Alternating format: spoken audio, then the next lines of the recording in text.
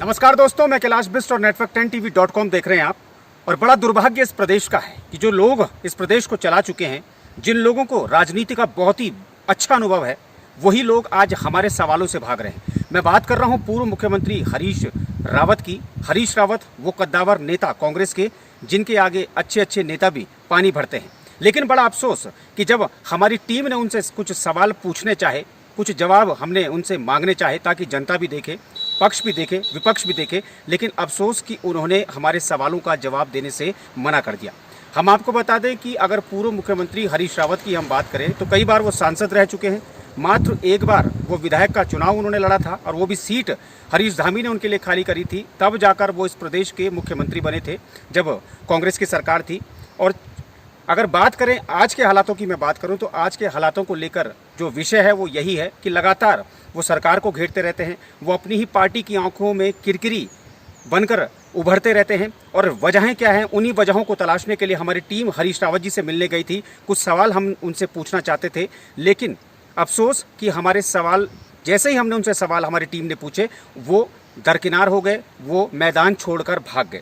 आपको बता दें कि हरीश रावत जी का ये कहना है कि वो मार्गदर्शक बनकर काम करेंगे। और जो कांग्रेस की जो पूरी टीम है, वो प्रीतम सिंह जो अध्यक्ष हैं कांग्रेस के, वो टीम जो काम करेगी प्रीतम सिंह जी के कहने पर ही वो काम होगा, क्योंकि चूंकि वो अध्यक्ष हैं।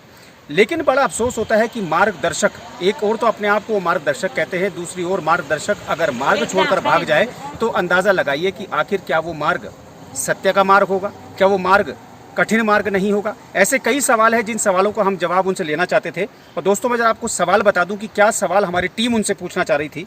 पहला हमारा सवाल था कि 2 दिन पहले कांग्रेस कमेटी की बैठक में निर्णय हुआ कि प्रीतम सिंह के नेतृत्व में सभी नेता एकजुट होकर काम करेंगे, आप सबका मार्गदर्शन करेंगे। तो क्या समझ लिया जाए कि आपकी भूमिका सिर्फ मार्गदर्शक की ही रहेगी? इस पर उन्होंने हमारी टीम को जवाब दिया। हमारा जो दूसरा सवाल था हरीश रावत से, वो ये था कि जैसे बीजेपी के तमाम बूढ़े और वरिष्ठ नेता मार्गदर्शक मंडल में हैं, तो उत्तराखंड कांग्रेस के मार्गदर्शक मंडल में आपके साथ और कौन कौन है? या मार्गदर्शन मंडल में भी आपको एकला चलो वाला हिसाब ही रहेगा?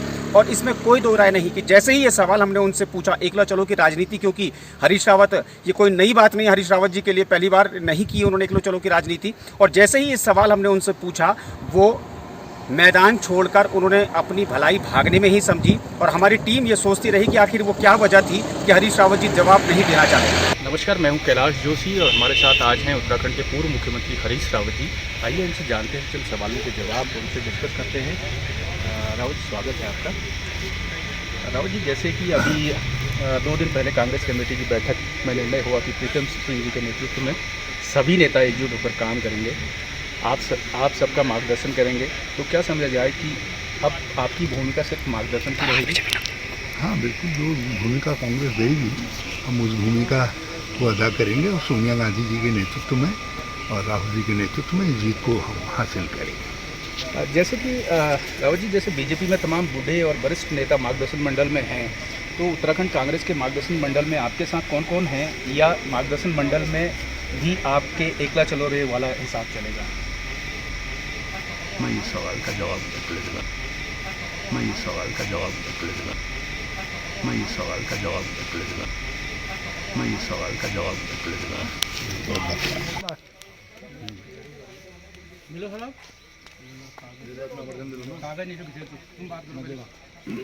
जिनसे हमने चंद सवालों के जवाब जानने चाहे, लेकिन हरीश रावत जी आज रुके हुए मूड में हमारे सवालों का जवाब नहीं दे पाए। वीडियो जर्नलिस्ट रमन जायसवाल के साथ मैं कैलाश जोशी। अगर हम सोशल मीडिया की बात करें या फिर ट्विटर की मैं बात करूं, तमाम ऐसी जो वो हैं, अगर पूरे तमाम अन्य मीडिया की बात भी की जाए, हरीश रावत जी हमेशा ही बड़े ही सटीक अंदाज में मीडिया में छाए रहते हैं अपनी जो उनकी एकला चलो की राजनीति है उसकी वजह से, जिस वजह से आज ये खबर दिखानी हमको पड़ रही है हरीश रावत जी पर। और तीसरा सवाल था हमारा, कहा जा रहा है कि आपने मार्गदर्शक की भूमिका इसलिए स्वीकार की है ताकि आप अपने बेटे को मौका दिलाने में कामयाब हो सकें। चौथा सवाल हमारा था कि आप अब सबको साथ लेकर चलने की बात कर रहे हैं, पहले तो एकला चलने की बात और नीति पर चलते थे, अब आखिर ऐसा क्या हो गया? और पांचवा हमारा सवाल था कि क्या माना जाए कि अब 2022 में आप मुख्यमंत्री पद के दावेदार नहीं होंगे?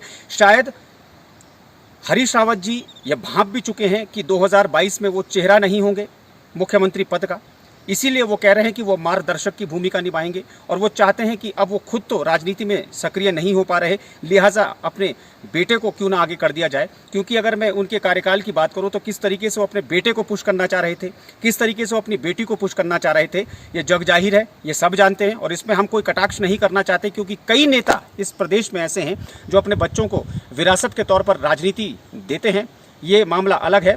लेकिन सवाल फिर मेरा हरीश रावत जी से यही है कि हरीश रावत जी, अगर आप इतने कद्दावर नेता हैं, आप इतने बड़े नेता हैं, तो क्या आप हमारे 5 सवालों का जवाब देने में कतरा क्यों रहे हैं? और ऐसा नहीं कि आज उन्होंने हमारे सवालों को जवाब नहीं दिया तो हम उनसे जवाब नहीं लेंगे। इन 5 सवालों का जवाब मैं और मेरी टीम हरीश रावत जी से जरूर लेगी। सवाल हरीश रावत जी आपने सुन लिए होंगे, बस इंतजार है आपके जवाब का और मैं समझता हूं कि जवाब आप जब भी देंगे तो सोच समझ कर दीजिएगा। नमस्कार। मैं इस सवाल का जवाब निकलेगा, मैं इस सवाल का जवाब निकलेगा।